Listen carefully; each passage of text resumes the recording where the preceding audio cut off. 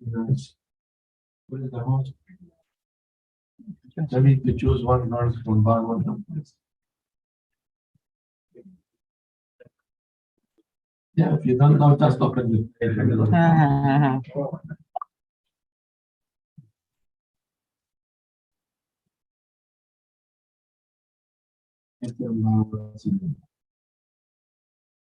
You have the book, the physical book. Yeah. Oh, it's Telugu version. Yeah, Telugu. Telugu. Yeah. Let me translate from Telugu. Can you do that? Who knows what to translate from Telugu? We can select that verse from Veda. Huh? We can select that. Okay, open the book in Telugu, we find it in Veda Basin. No problem. What is the Telugu book? This one too. Hare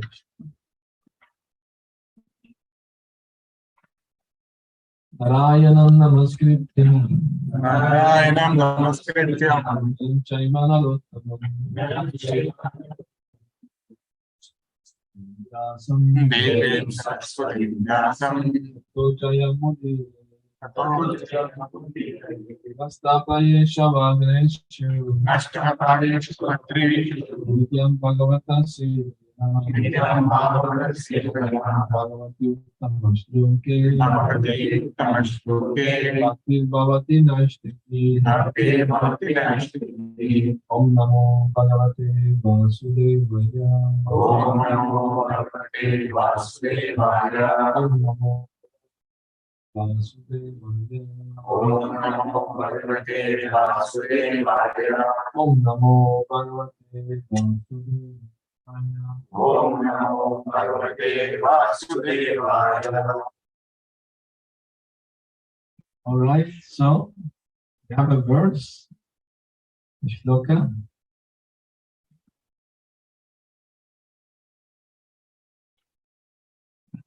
Which canto do you have in your hand? 10 canto. Very nice.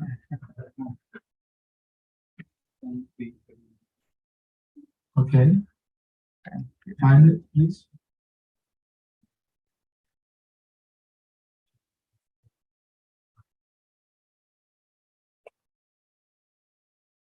You have it? 10:3:39. 10:3:39. Very good.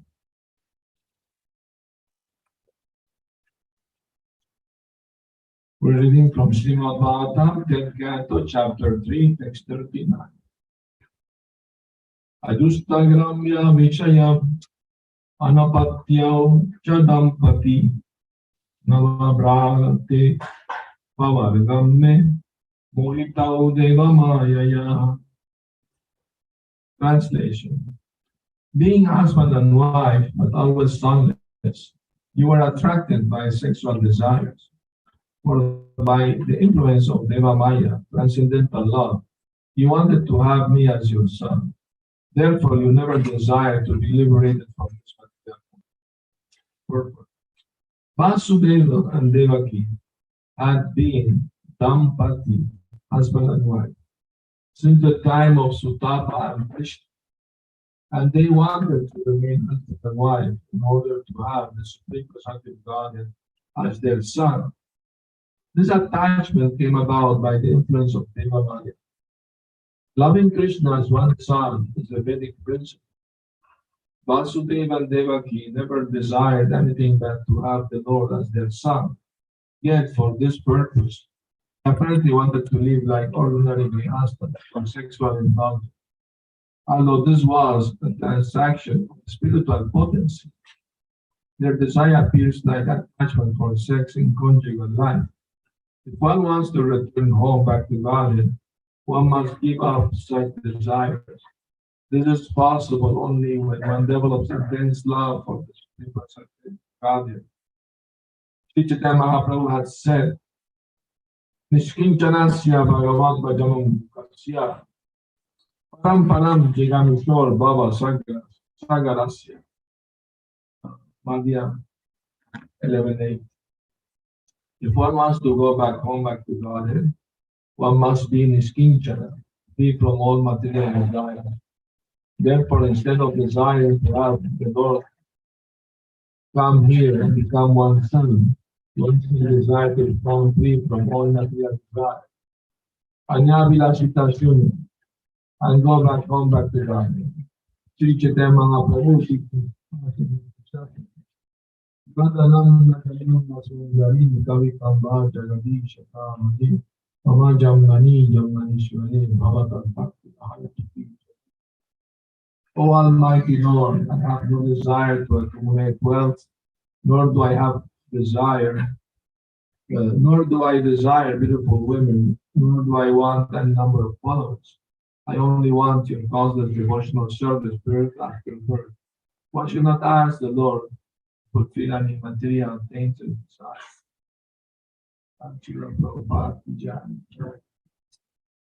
So, Devki and Vasudev, they had the Lord as their son for three lives. First as Sutapa and Krishna, then Kashyapa and Aditi, and then Vasudeva and Deva. As Sutapa and Krishna, they prayed for the Lord to be their son. So it is mentioned here that desire, apparently, as husband and wife, to have sex life, but their idea was to have the Lord as son. So it's Deva Maya, it's influenced by divine energy, not Mahamaya. Because it is the Vedic idea that somebody may want to have the Lord as the son. That is considered transcendental, spiritual, not material. So when Krishna freed his mother and father, Vasudeva, Devaki, from Kamsa's prison, and the Lord reminded them of their desire to have him as a son. Mother Devaki felt so much love for Krishna, she made him sit on her lap, and so much motherly love. The Lord, and the Vasudeva, of course, motherly love. Then she asked Lord Krishna to bring back her 6 sons, but she was not able to show motherly love to them. These 6 brothers of Krishna were conditioned souls. And then, so Krishna brought them back. He's all powerful. Although Kamsa killed them, he planted them again as a small children, or to satisfy his mother's desire. And immediately milk flowed from her breast, and she fed the children. And it is explained that when Vasudeva was going to take Krishna to Gokula, Devaki gave Krishna breast milk so he would not feel thirsty on the way. So that milk became Mahaprasad. The Lord tested that milk. So when this 6 conditioned soul, they drank that milk, they became immediately liberated person.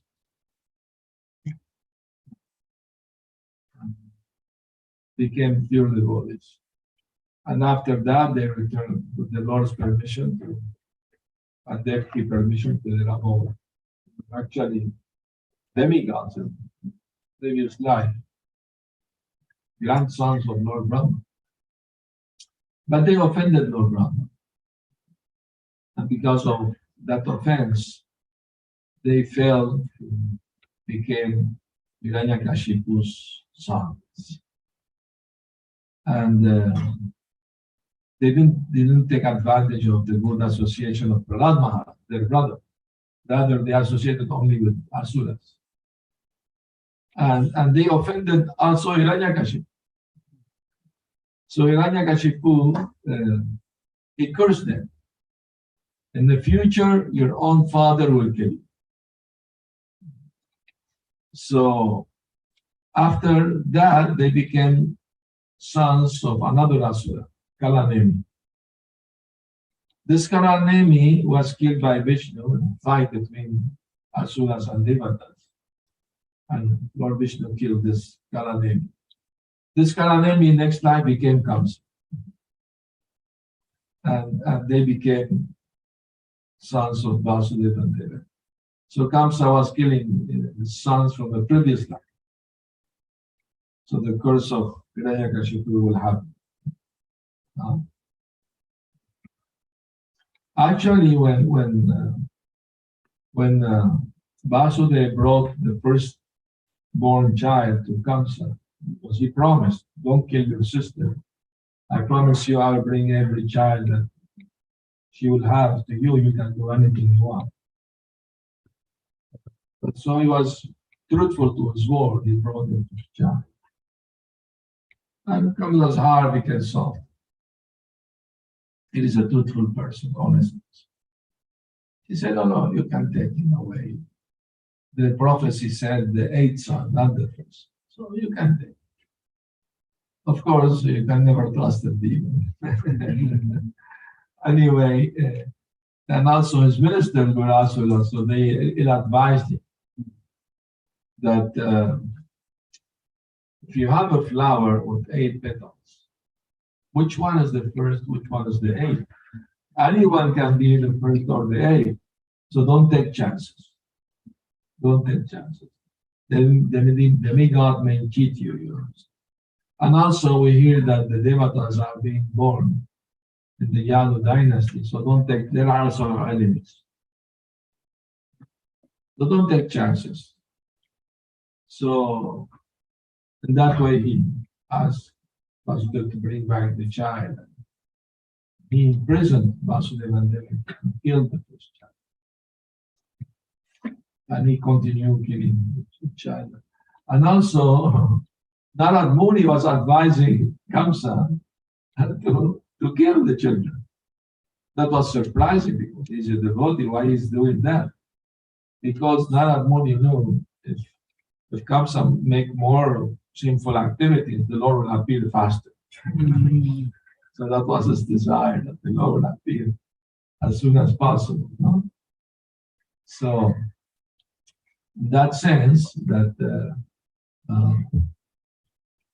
like for example, in the pastime of Yadu, you know, Yadu is from the dynasty that Krishna was born. He was the son of Yayati, King Yayati.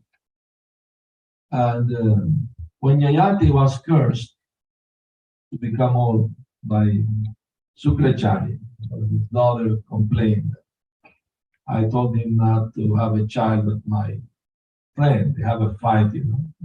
You know the story, but from the Bhagavatam. They were taking bath and naked in the river, and they saw Lord Shiva coming, boom, Nandi, and they came out to cover themselves. By mistake,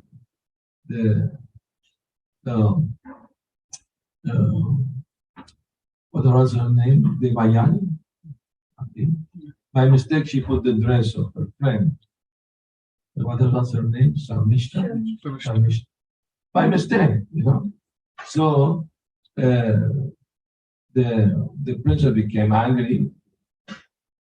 You're Brahmin and Kshatriya and princess. You're putting my dress. So she pushed her in the well. Luckily, it was water in the well, so she didn't die. But she was naked. So she didn't have chance to put the dress on. She was gonna do it. Her friend became angry and pushed her. So King Yayati, Kshatriya, he was passing through and he hears woman crying out for help. So he helped her to come out of the well, but he saw her naked. So she told him, since you saw me naked, now you have to marry. And that's the Vedic culture, Prabhupada explained that. Only the husband can see the wife naked. Nobody else should see, like that. So, I mean, it's a Vedic tradition. Even the gopis, they went to take bath in the Yamuna naked. But that section, no male will approach. Was reserved only for the ladies. Of course, Krishna went there and stole the garments because he knew that they wanted him as husband. So since the Vedas said only husband can see the wife naked, so he forced them to come out naked, like to give the garment. And by seeing them, they become wives, Krishna's wives. Anyway, it's a little difficult to understand for most people. First time of Krishna. So anyway, then Jayati said, well, I'm Chatari Brahmana. I should not, because, it is in the Vedic tradition, a man can marry a woman from a lower caste, but a woman should not marry a man from lower caste than her. That's the tradition. But since the special circumstances, he agreed to marry her. But she made the request for her father. My friend Samishta shall become my maidservant.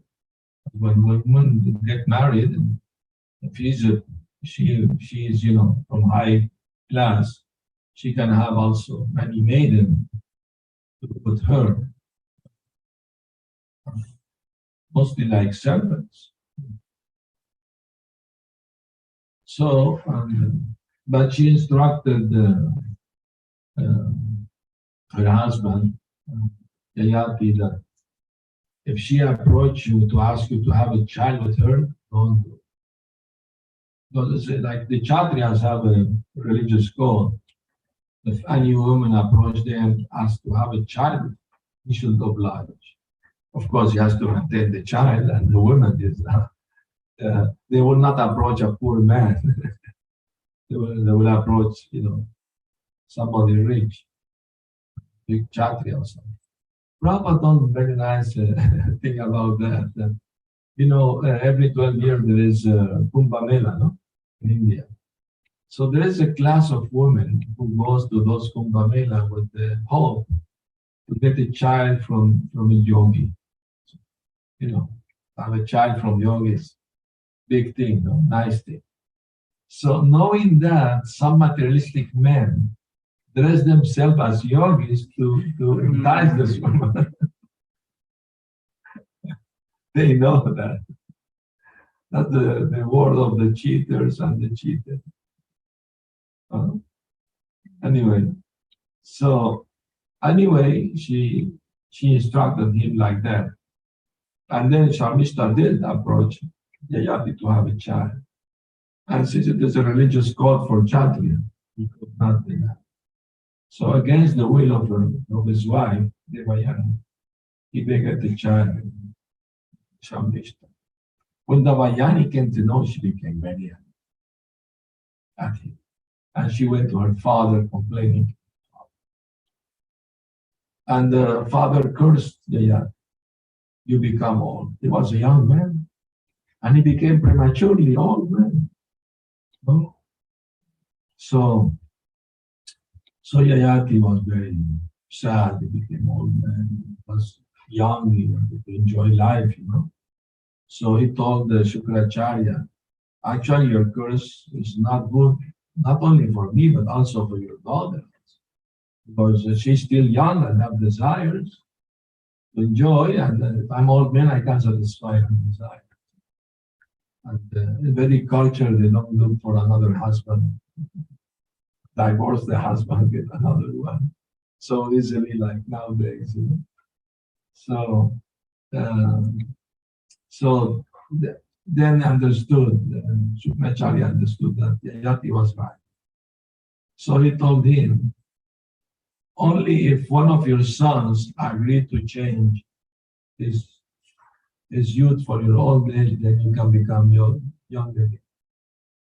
So Jayati went to all his sons, asking them.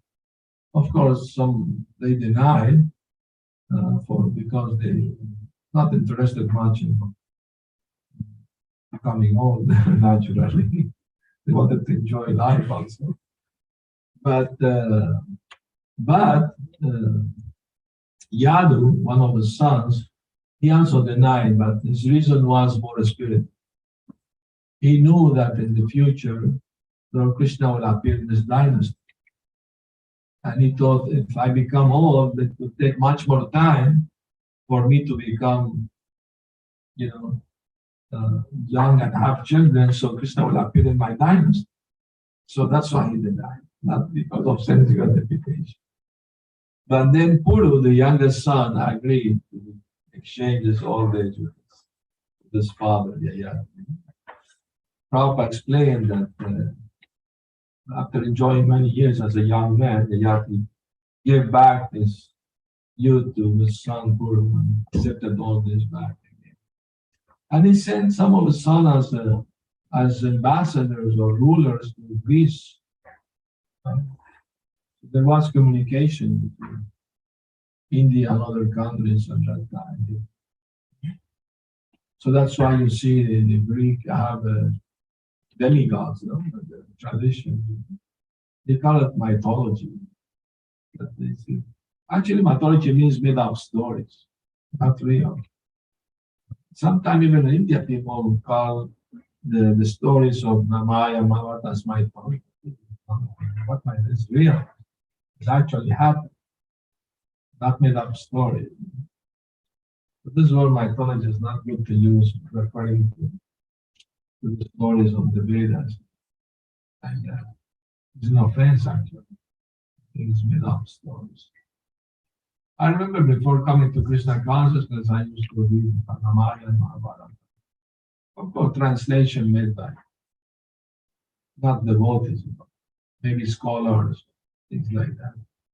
But I was attracted to the stories, they're nice. But I mean to say, it was a little difficult to believe that chariot with horses flying in the sky and things like that. What? Then when you come to Krishna consciousness, then you understand there is mystic powers given by God Himself. People who have made some tapasya, get those powers. Either saintly or even the demons can have powers. If they do some great tapasya, like Hiranyakashipu, so much tapasya, he got all mystic powers. So, anyway, so in that way, there are many reasons to do things. They look apparently not good, so good, like there are monetary incomes, not take chances, the Migala appearing, kill them. But his reason was to make Krishna come faster to this world. One devotee asked me in the chat why Krishna chose this earth planet to come and not other planets. There are so many planets in the universe. And the reason is Mother Earth, Bhumi Devi, she asked for help. She took the shape of a cow and went to Lord Brahma. That means the deity of any planets can go to Brahma to help, ask for help if there is any problem. Planet. So, and then Lord Brahma, along with the Devatas and Bhumi Devi, they went to the polar star, Druvalo, Svetadvip, to pray for the Lords to come to the earth planet. There were too many demons posing as kings, and the earth felt a lot of faith over her with this demoniac presence. And what happened is explained in Bhagavatam and Purana that the demons, after being defeated by the Devatas many times, they decided to reborn in the earth planet to take over, as kings, as Kshatriyas. So they did some yagya sacrifice, to get what they wanted. So in the Vedas is a kalpa vriksha, You can get anything, material or spiritual, from that.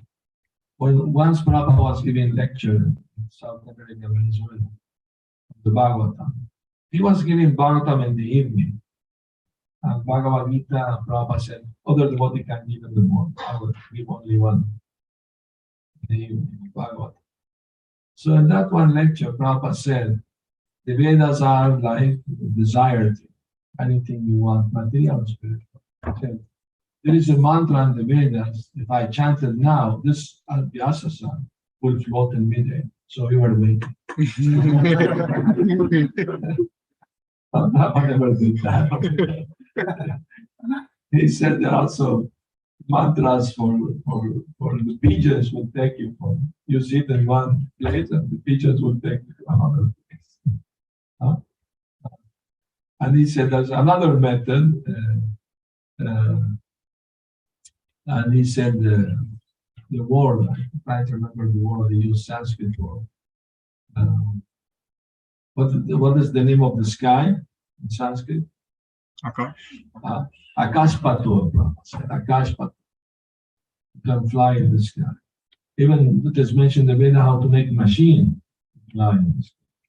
You know, one German scientist, he went to India for archaeological research, and this place Mohenjo-daro actually the name is Mohan Dwara, you know. Mohan is Krishna.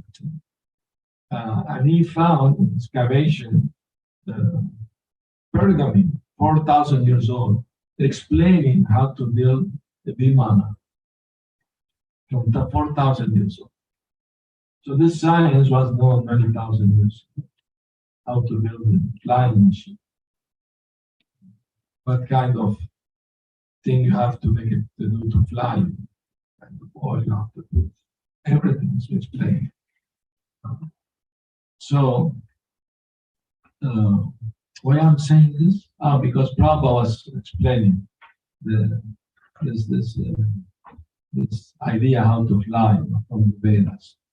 And you know the Russian and German, they were very much interested in the very science, how to control sound vibration to read other people's mind.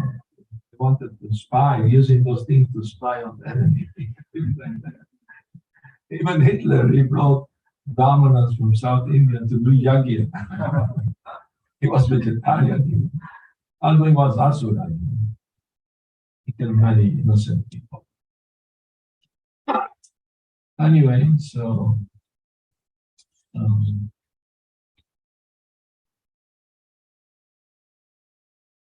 what I was saying before, the proper line.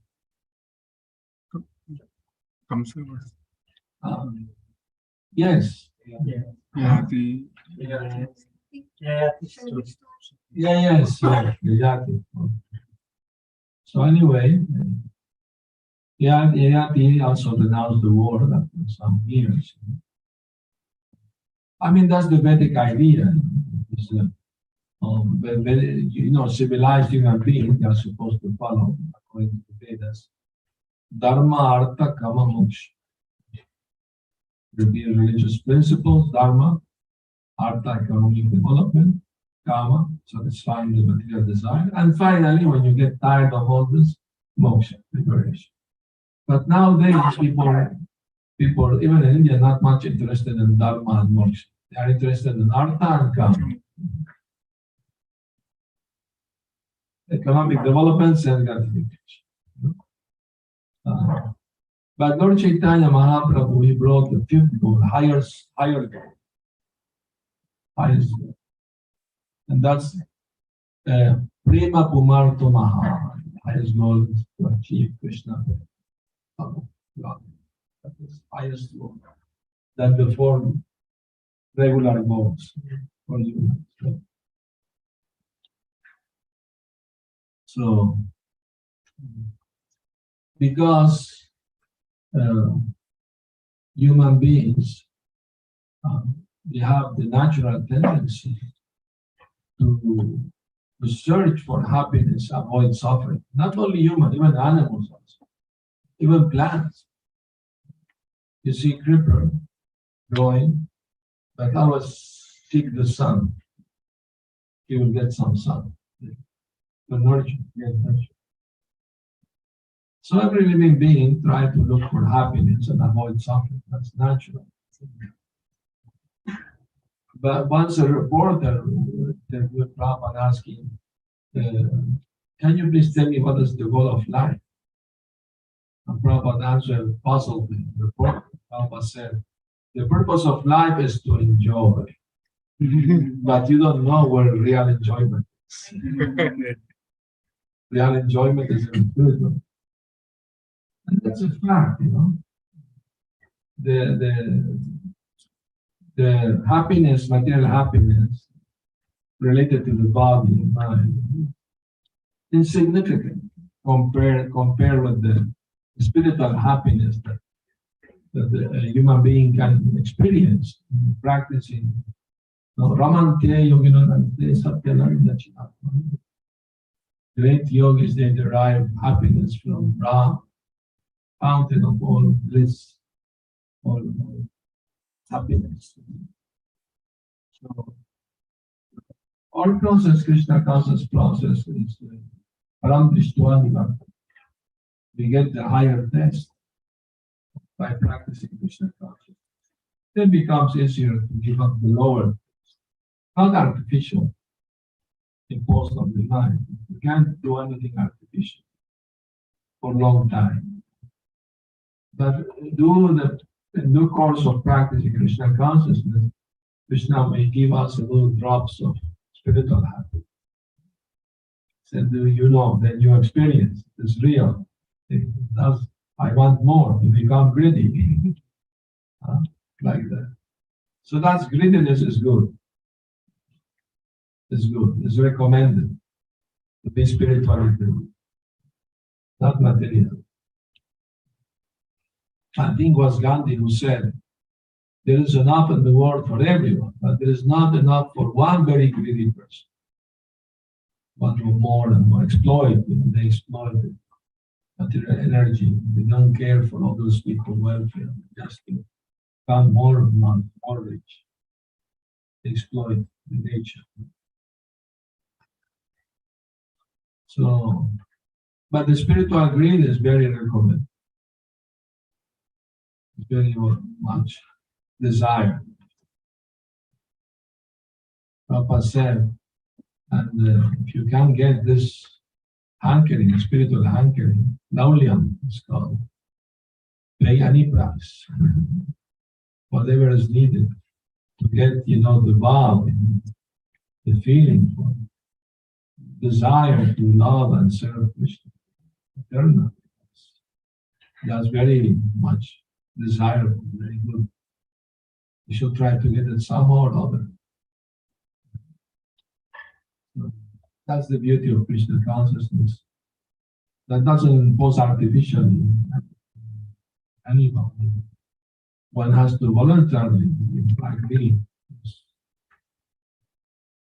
I want to have the spiritual experience by hearing, chanting, remembering about Krishna. And have the desire, just see in the pastime of Vamanadev, when he came to the arena of Bali Maharaj, Bali Maharaj's sister, Ratnamala, when she saw Vamanadev, she felt motherly love. She thought, this boy is so beautiful. I wish to have him as my son, so I can offer him my blessing. She had this strong feeling, And the Lord in her heart confirmed your desire will be good.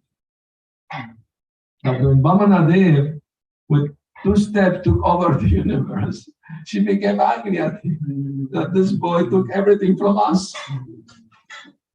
If I had poison, I will poison him. So the 2 desires came together, she appeared as Putana. To give breast milk and also to poison. But Krishna is so kind, so merciful. I think he only took the good thing from her and freed her from the bad feelings. Krishna is so kind, so merciful. even to such demon as Puta. He gave her position as nurse, helping Mother Yashoda. That's amazing. That's why when Uddhava was having a conversation with, I think was Maitreya, or Vidura, was with Vidura, he said, "Oh, Bhakti, she's so fortunate. Bhakti, she's the younger sister of Bakasura." Family.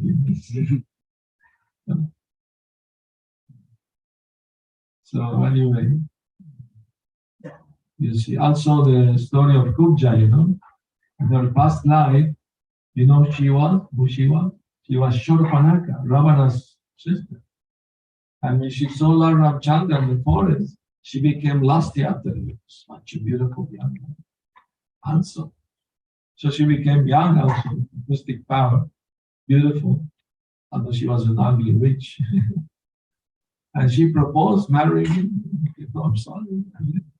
Vow ekapatni blood. But my brother, Lakshman, is free. Go to Lakshman said, I'm also very much dignified, that you want to marry me, such a beautiful lady like you. But you don't want to marry a servant. I'm a servant of my father. He's the king. Insist on him. So she went back to Ram denied, and then she became angry at Sita. So Lakshman, to protect Sita, chop off the nose here. And then she was born as Kubja, Krishna. She was a servant of King Kamsa. She has prepared sandalwood paste for her. But as soon as she saw Krishna, her desire revived. Lusty desire, material, not spiritual. But since the object of her desire was Krishna, she immediately decorated Krishna with sandalwood for his father. Krishna accepted the service because she offered him the service. So Krishna wanted to reciprocate with her.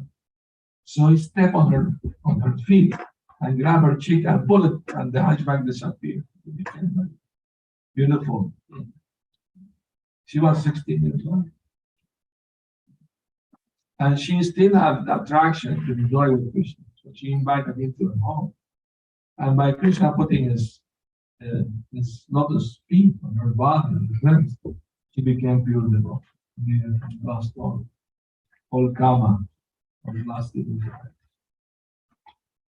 Krishna is so kind, so nice. So even if somebody approaches Krishna with anger or lust or get purified. It's like the sun, anything touched becomes purified. Even a dirty place, like the sun rays on people. Then when anything Krishna comes touch with, becomes clean, purified.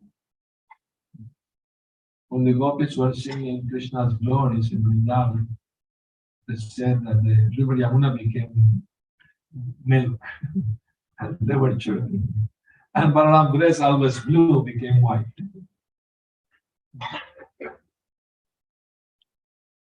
So the glories of the Lord should be chanted always, so the atmosphere will be clean and pure. And that's why we come together, sing, chant about Krishna, feel about Krishna. Very nice, very important. Keep doing regularly. Even at our home, every morning we go to chant Krishna. All right, and now if you have any comment.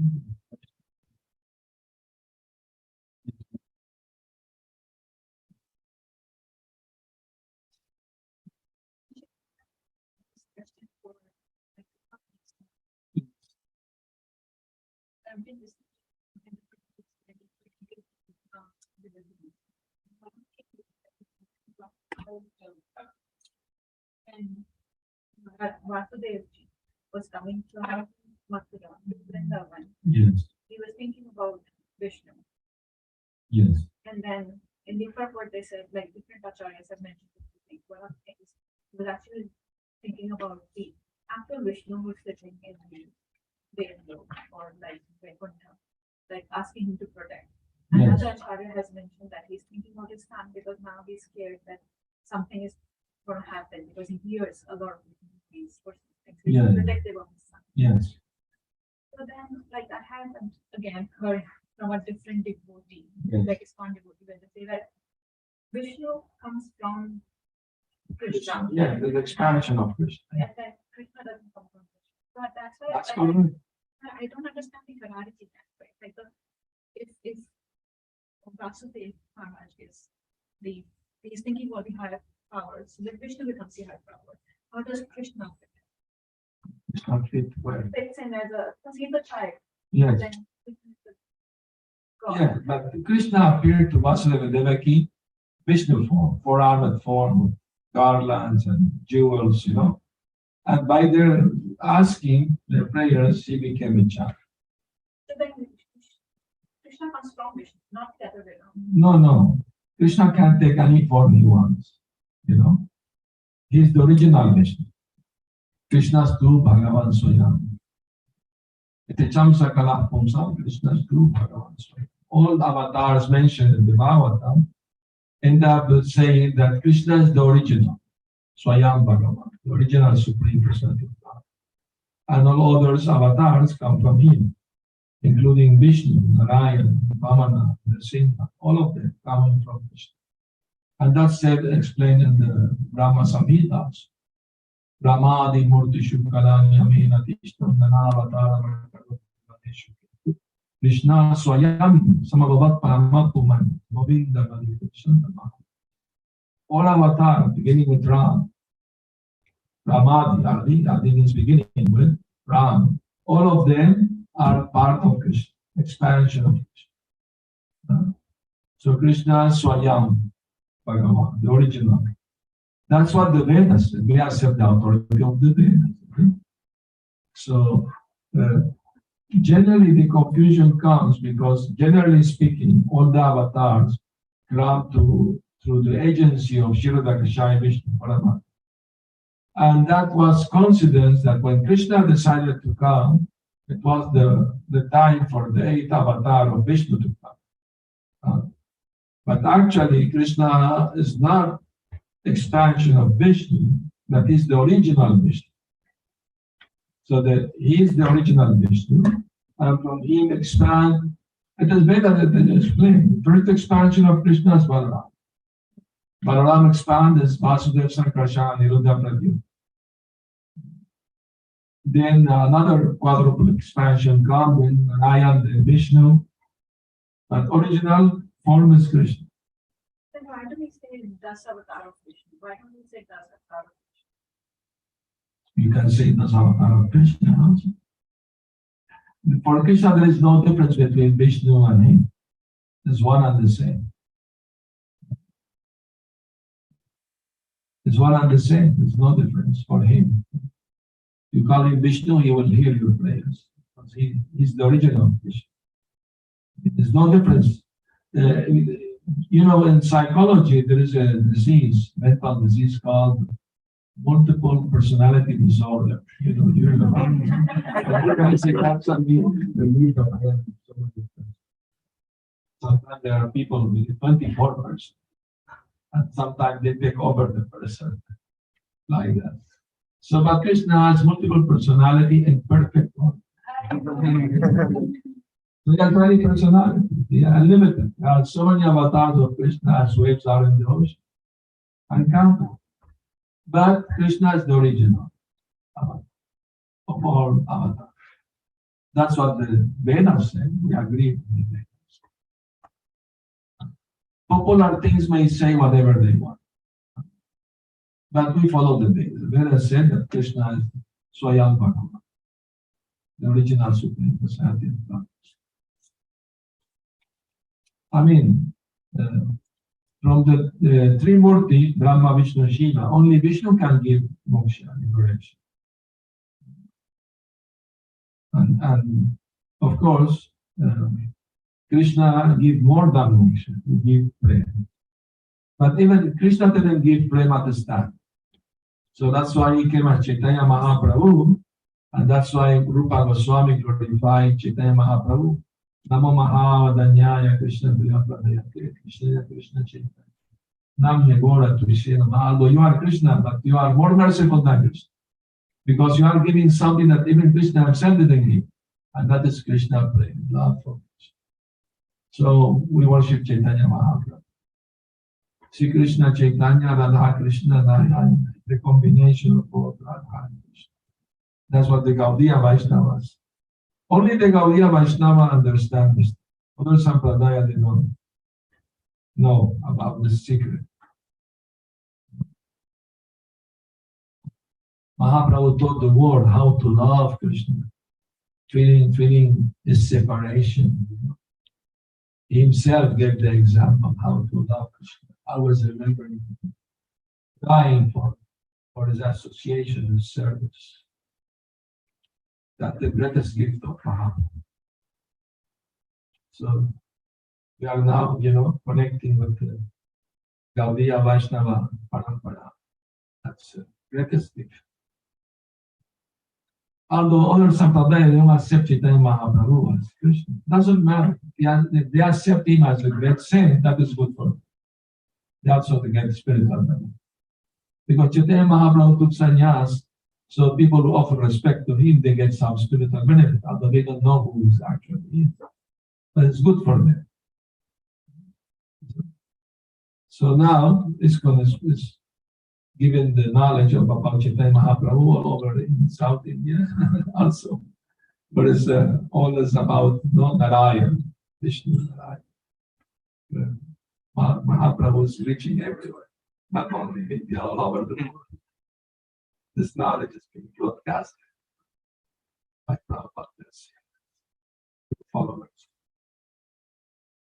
I hope that answers. Thank you. Oh, very good, thank you. When Krishna does things for different purposes, like when Putana came to kill Krishna, Krishna called the Zara, closed the Zara. Different Acharya give different interpretation. Why Krishna closed his eyes? One Acharya said Krishna closed his eyes because he was angry at Putana. She killed many children by sucking the blood of the children, which, So he didn't want to see her face, so closed that. Another Acharya said the reason Krishna closed his eyes because he wanted to give Putana the feeling that he's a harmless child, can't do any harm, sleeping child, So she can approach confident that she can kill him. Another Acharya said the reason was he was going to kill her. And since the Veda is prohibited to kill women, so that's why Krishna closed his eyes. So the three of them are correct. So different angles, you can see the things from different angles, and all of them are correct. So the Vasudev seeing Krishna, Vishnu like that, also all of them different angles of the same truth. So we have to be open-minded and see how the Acharya are done. They may say different things, but it's all absolute because the absolute truth is so wide, so big, we can see from different angles, harmonize everything. Once the main challenge Prabhupada. Can God do anything? Yes, he can do anything. But can he create such a big, heavy rock that he himself can lift? Prabhupada said yes. And after creating such a rock, if you want, he can lift. So there is no contradiction. He can do anything and everything. He's all power. All apparent contradiction harmonizing because it's the absolute truth.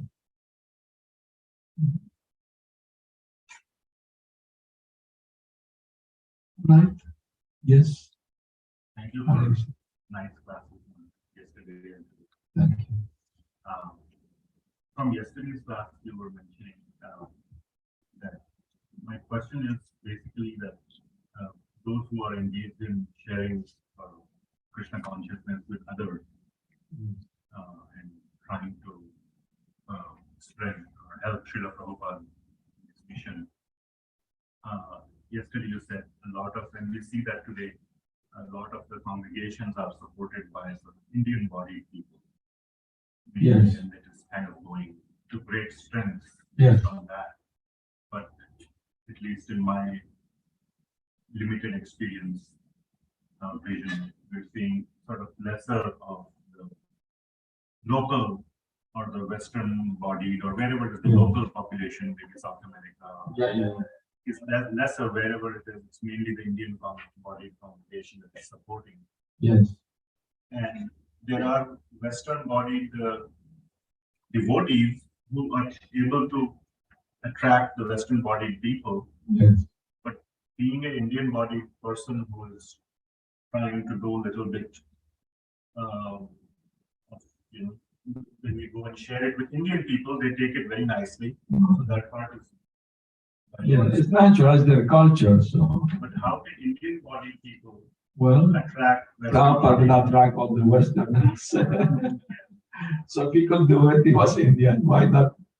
The Indian devotee now can do the same. If it's possible, you have to present it in an attractive way. The problem people are in the bodily designation, and actually, and they have some religious prejudice, something like that. But if somebody speak like their language, they're easier for them to understand. So we have Prabhupada used also this tactic, talk to people according to their level of understanding. So that's what we need to become expert at, So we just keep trying, otherwise there are somebody who is willing to hear. So we should preach to both Indians and Western, both. Why only one and not the other? Both should be. Everybody deserves to know about Krishna consciousness.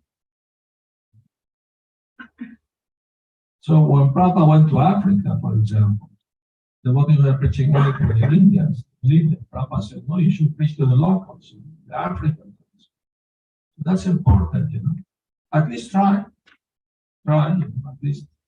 Yudhishthira Maharaj said that if a person tries his best to do something and doesn't, get success, it's not to blame because he tried his best. So at least should be tried, Preach to the locals, to attract them some more of it. It's not easy job, because nowadays so much materialism and so much ignorance of the people. But the one is by the good example, they can show how to live as grihasta and at the same time practice spiritual life at the same time. And they can make friends, in the workplace and things like that. So, it will take some time, but it's possible. I remember once I was giving a lecture in Detroit, it's own program. And one lady, Indian devotee, she asked me, well, in my workplace, they try to convert me to Christianity. What should I tell them? And I told her, you just ask the person, is God limited or unlimited? Of course, they will say God is unlimited. Then if God is unlimited, why you want to limit him only to your religion?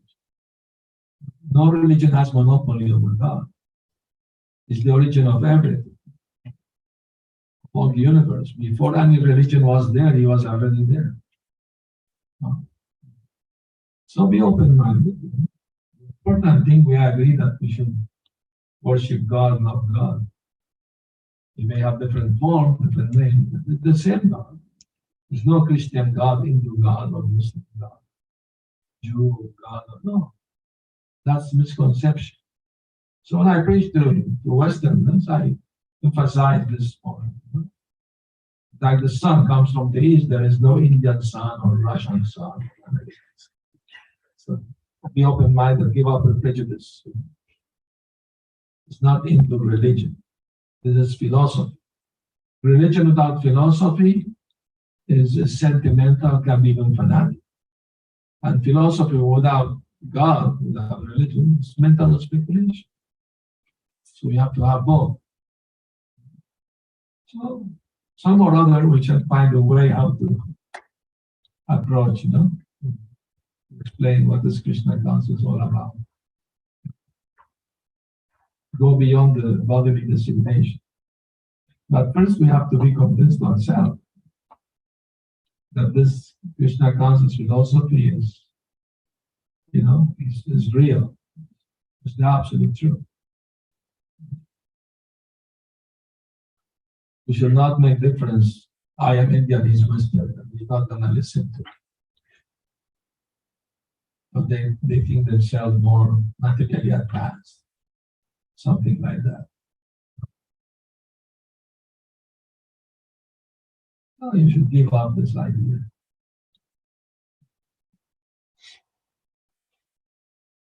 We were talking today, the Westerners here in America, they are very good at, keeping everything nice and keeping nice spot. We went to the park this morning. They are very expert in sense gratification. They want to keep everything apparently nice. But if you go to downtown, you see many homeless people begging downtown. So even Prabhupada, when he came, he thought, well, there is no poverty in America, it's a rich country. But he found so many homeless people lying in the street, drunkards. Everywhere there are. Like that. Because they have no idea what is the goal of life. So they take shelter in alcohol, drugs, and like that. So we should try to give them the knowledge. The problem is sometimes in India, they want to imitate the Western. Like once I was traveling by car in the US, and we stopped to go to the bathroom, and we saw an Indian man coming out of McDonald's with a bag in his hand. So I approached him. Are you Hindu? He said, yes. What did you buy? Burger? Yes. How can you do that? This is mother cow, Hindu, how can you eat your own mother? I just died. And he was apologizing. No. This is not real cow. The real cow only the hunchback in India. These are Malaysia cows. And I thought, but then Westerners, we are not humans. Only the born in India, we are humans. They try to justify so many nonsense. Like that. So we have to have first clear mind, before trying to preach Krishna consciousness. And we also be tactful, The idea is to become friendly. If you become friendly, they are more open to hear. And if you try to impose the philosophy, I know better or something, of course they will not so attractive. So we have to have how to get experience, how to learn, from those who are successful in doing it.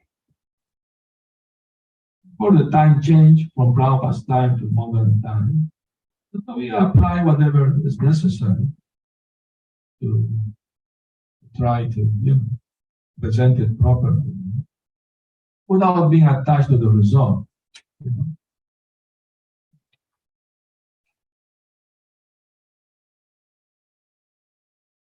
Very good. Yes.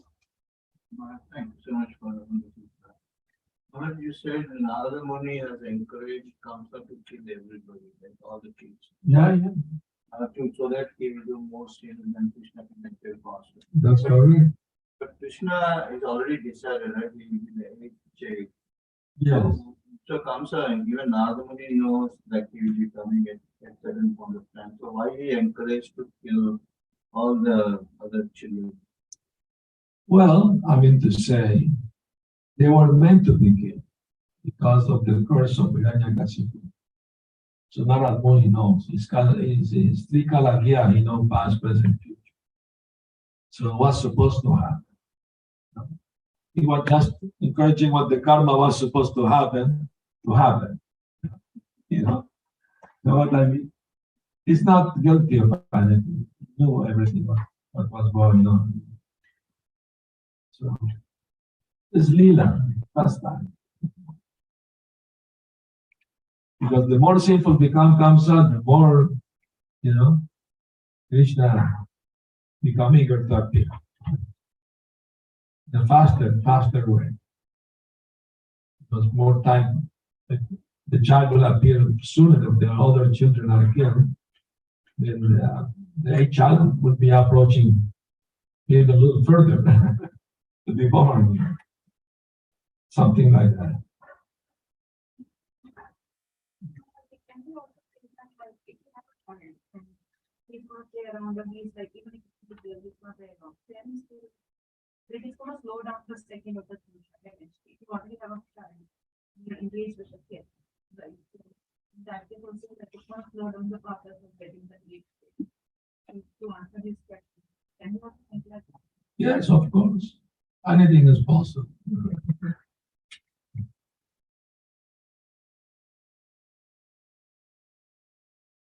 I mean, it was a prophecy, was foretold. It was going to happen some way or another. Kamsa, I mean, when Kamsa knew about it, and he tried, he killed many children.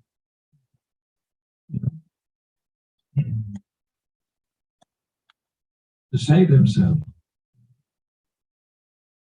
But when Krishna killed Kamsa, Kamsa was thinking of Krishna's form and four hands as Vishnu, right? And because of that, he got moksha, he went to Vaikuntha, passing to the Brahma Jyoti, of course. But he reached Vaikuntha because he was thinking the 400 form of the Lord. And Kamsa appeared in Chaitanya Lila, as, who knows, as the Chand Kazi. He appeared as Chand Kazi. And do you know who was previously in the Nawab Hussain Shah? Who was he in the past life? He was Jarasandha.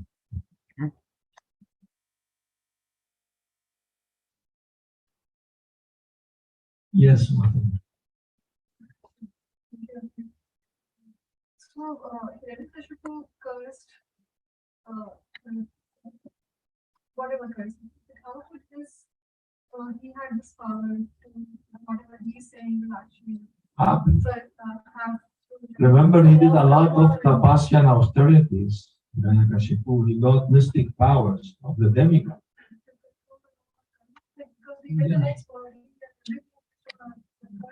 Yes, but at that time, there were powerful people who can curse and bless also. Remember the story of Maharaj Parikshit, who was cursed by a boy.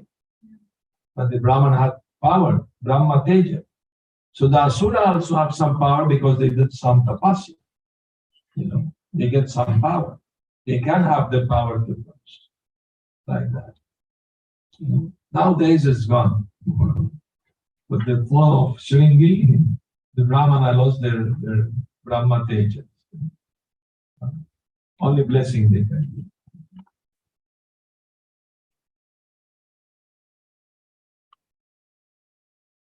Yes.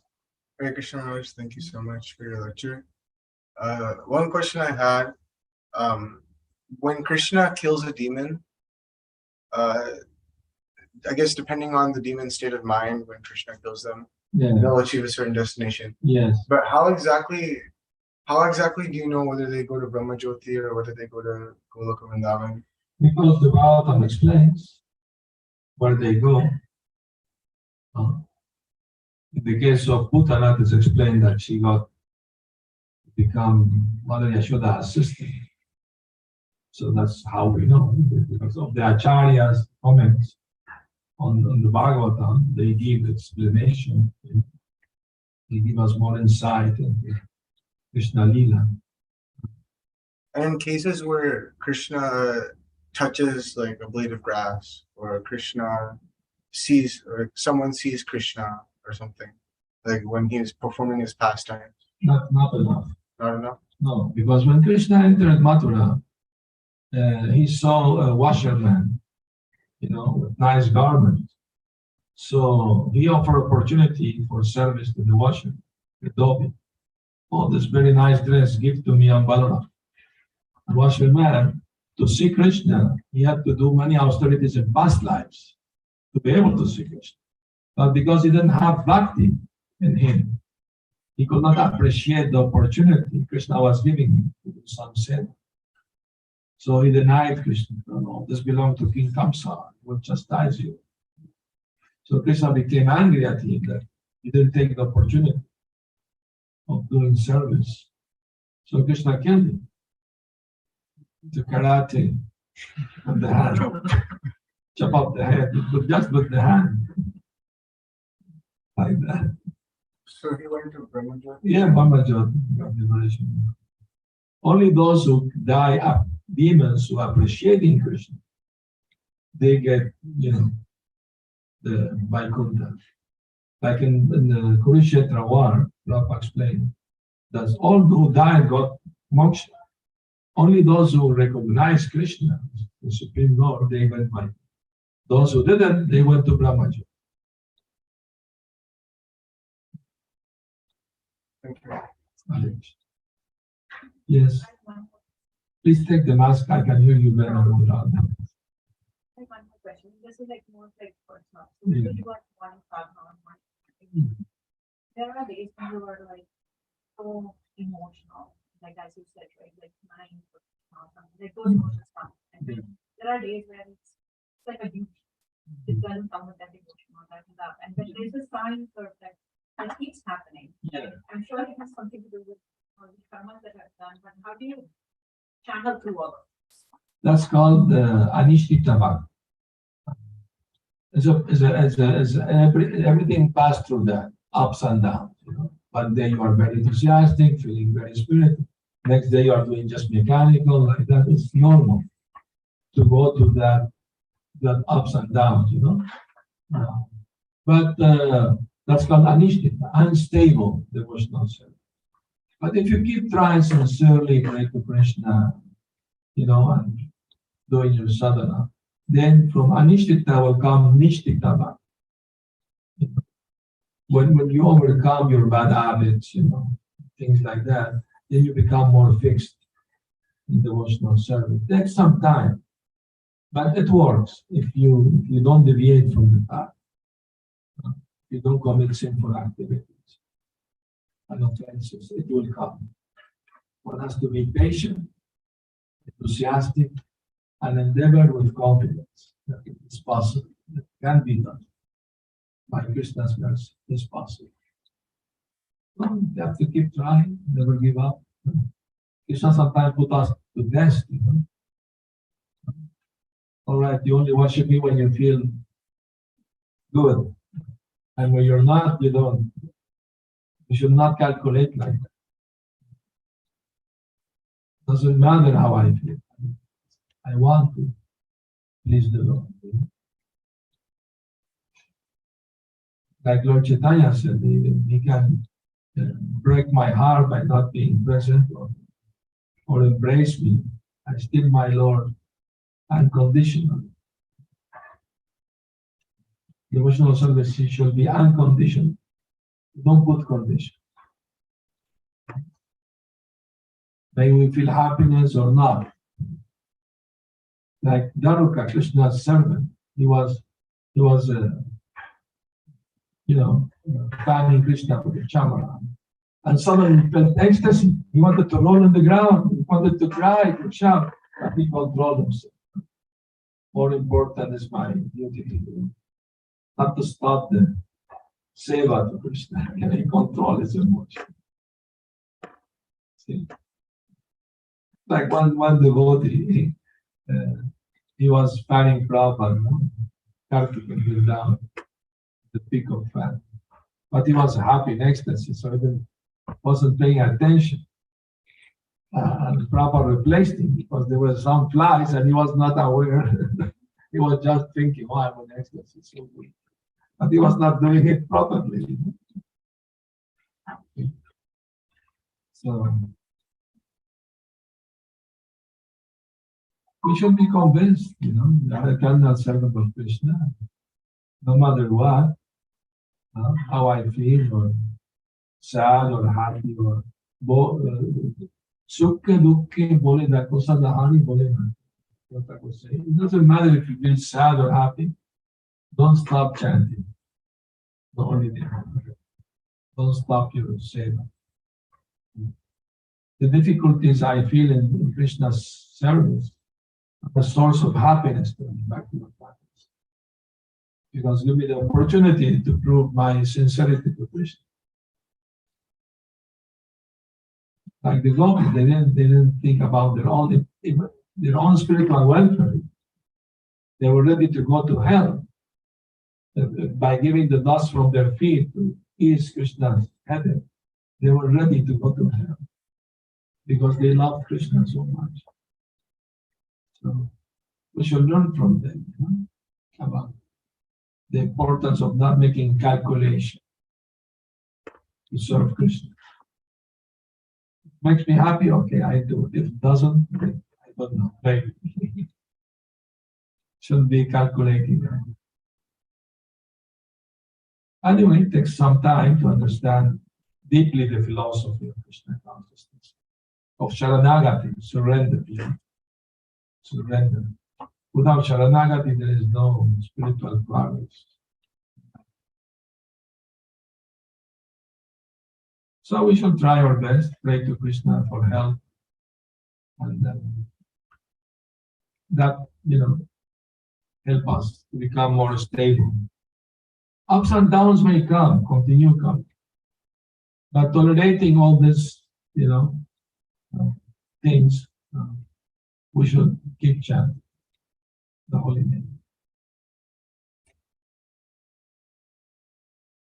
All right, thank you very much for your good questions. Srila Prabhupada, Lord Premanand. Jai.